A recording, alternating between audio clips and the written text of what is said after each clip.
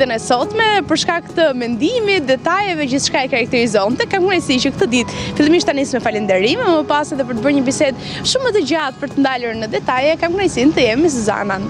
Si je?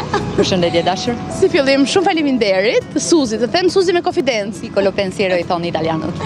Tani së pari doja të ndalesha, nuk e kisha planifikuar kështu, por meqenëse se nisëm me Nedi Brana, doja të ndalesha pak te kultura edhe tek ato traditat tuaja së pari, se ti pavarësisht se jeta jote ka marrë perceptime të tjera, ti ke shkuar në përbot, ke qenë në kompeticione të ndryshme, vijon edhe mbetesh tek rrënjët e tua.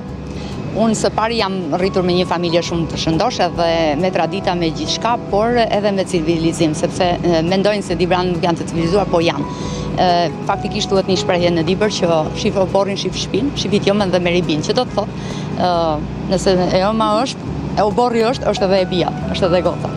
Dhe me pak fjalë, domethënë, unë pasi kam kompletuar familjen time siç duhet, i kam rritur, i kam shkolluar dhe i kam martuar, jam edhe gjyshe, jam shumë e kënaqur sepse jam gjyshe. Jam nis kësaj botës modelingut edhe të artit, domethënë si Miss, si juri dhe si modele në gjithë botën.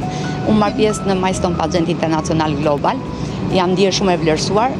Sinqerisht në fillim kam marrë në Shqipëri dhe në Kosovë dhe aty kam parë që s'ishte për mua. Dhe jashtë shtetit pastaj më ka ecur, më kanë pritur, më kanë dashur mbase edhe karakterim që jam alegër, por mua më kanë dashur dhe më kam marrë shumë çmime. Suzi, ti fillimet i ke të hershme dhe dëshira të ëndra gjithashtu nga energjia jo çfarë shohim ne. Përmende Dibrën, përmende edhe traditat, edhe Nuslëkun. Po ti ke nisur herët, ti je martuar në moshën 16 vjeçare apo jo? Jam martuar 16 vjeçë sepse ashtu ishte dondi traditat dhe jam, domethënë, më ka martuar me decizione me vendosmërinë e babit, por shiko, sot e falenderoj, dikur mërzitesha, sot e falenderoj. Kam 2 fëmijë të shkëlqyeshëm dhe kam një familje shumë të shëndosh, jam shumë. Ju keni arritur, domethënë, pavarësisht se kohë ishte vendimi i babit, arritët që nga mosha 16 vjeçare deri sot të krijoni atë familjen e shëndetshme. Po, faktikisht e kam pas ëndër gjithmonë, edhe e kam thënë sepse kam qenë shumë ashtu, por me kohën robi një herë do sistemohet, do drejtoj fëmijët, familjen dhe pastaj e kam marrë pjesë dhe ja kam arritur ato që kam dashur. O Suzi, diçka që të bën përshtypje është që ndonjëherë momentin që fillon edhe i përkushtohesh familjes tuaj që ndoshta mbaruan gjërat për mua. Ndërkohë për ty ka ndodhur e kundërta, ti ke rritur fëmijët, po të ndalemi fillimisht ndoshta para se të shkojmë te ëndrat e tua të mëdha, edhe te momenti që u bëre nën, edhe ato sfidat e tjera, se në çfarë moshe je bër? Unë nën jam bërë në moshën 19 vjeç. Dhe 21 vjeç pastaj kam mbaruar litjet, kam një djalin gotë shkëlqyeshëm. Por shiko, është kurajo. Nëse një femër e ka kurajon, gjithçka e bën kurajo. Edhe ja del. Në çfarë kohë më pas fillove që të merresh edhe me veten tënde dhe çfarë sfidash kanë qenë ndoshta që ty të kanë bërë ti te kalosh, qoftë ndoshta në të pagjumë për të qenë një nënë e mirë për të 2 fëmijët, qoftë edhe për të qenë bashkëshorte, fëmijë e gjitha me radhë. Deri në vitin 2020 ka qenë sakrificë pa parë. Pastaj në 2020 unë vendosa që të them në Shqipëri dhe të hap një biznes vogël këtu edhe duke hap biznesin e vogël ju përkushtova që punët e shtëpisë i bëja natën. Ditën boja magari ndoshta menaxhimin edhe kom mendjes sepse italishtën unë e kam shumë. Edhe domethënë sepse unë në Itali 20 vjet nuk kam folur shqip një ditë, sepse e kam pas jetën vetëm 3 orë gjumë dhe ka ngelur akoma ajo. Por si erdha në Shqipëri në 2020 hapa biznesin tim dhe thash po përse mos të marr pjesë edhe me grupe turistike, po përse mos provoj edhe për mise, po provoj edhe për modele. Ishin të gjitha ato që edhe për aktore, domethënë të gjitha ato ishin ato që mua më plotsonin. Suzi, çfarë sfidash kanë qenë në emigrim? Se përmende që isha me 3 orë gjumë dhe flisja vetëm italisht. Çfarë je detyruar të bësh për të mbijetuar edhe për të bërë atë jetesën që më vonë do ishe krenare? Unë jam grua koragjoze dhe kam marrë me vendosmërinë time, nuk është se më ka detyruar bashorti të punoj ashtu, por e kemi edhe në gjak punën ne.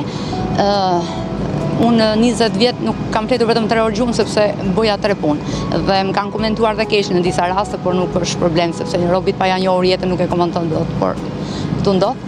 Dhe unë ka punoja në hotel, në orar, pauza, pushim, shkoja në familje, pastaj mbaroja në familje, ikja prap në hotel, kur kthehesha në 11 natës në shtëpi, merja prap në 11:30 restorantin dhe mbaroja në 3 natës, 2 natës, sepse restoranti nuk ka orar. Dhe më pas të mbeteshin vetëm 3 orë gjumë? Ngeleshin vetëm 3 orë, 3 orë gjysmë, kështu, për gjithë vitet që isha atje. Po si ja ke bërë, se shumë e vështirë që mund të bësh një sakrificë për 1 muaj, 2 muaj, po kur thua në gjumë edhe kur vija i puthja po prapi gjeja në gjumë edhe kishte raste jo të flasësh shqip që s'kishe kohë, po as që të flasësh me fëmijë që ti përqafosh ti çosh shkollë. Janë ato mungesa që unë i kam këtu në shpirt, edhe prindri që më ikën pa i parë, kam thonë edhe në disa raste tjera që janë 3 gjëra që nuk plotësohen. Shpirtërisht, domethënë fëmijën që se rrita me dorë time, prindri që më ikën edhe përshëndetin tim, por përshëndetin tim nuk është problem se unë ha vetëm në orën 5 ushqim. Këto e kam për elegancë, kështu që më bën mirë kjo. Të ndalemi pak te prindërit, se për fëmijët do flasim edhe për zhvillimin e tyre. Ata ishin në Shqipëri edhe Po, mami babi ishin në Tiranë dhe domethënë babin e kam arritur gjysore, pastaj mamin se kam arritur fare. Se kam parë kur e kanë përcjell në botën tjetër. Dhe është pengu i jetës tënde? Po, kjo është gjë që s'hiqet kurrë. Është një gjë që ngelet këtu. Dhe ajo që ti rrisësh fëmijët me dorën tatë, dhe ajo është një gjë që ata fëmijë nuk rriten më, nuk bën më të vegjël që ti rrisësh më. Dhe janë ca mungesa kështu. Pastaj për ushqim që haja vetëm një herë në ditë, kaq kisha kohë për ato nuk është problem, sepse tanto më ka bërë mirë për elegancën, siç e thash. Çfarë të thonin prindrit, se ata nga një anë kishin merakun tënd që punoje vazhdimisht, nga ana tjetër malli që i diqte? Që thonin prindrit, kush është ajo nonë që si don fëmijët, por emigrimi ishte kështu, domethënë do impenjohesha që të kompletoja familjen natë ditën punë, dhe atje është një kontratë dhe nuk është si këtu se dua unë e lëm punën e lejë dhe shkoj marr rrogën, no.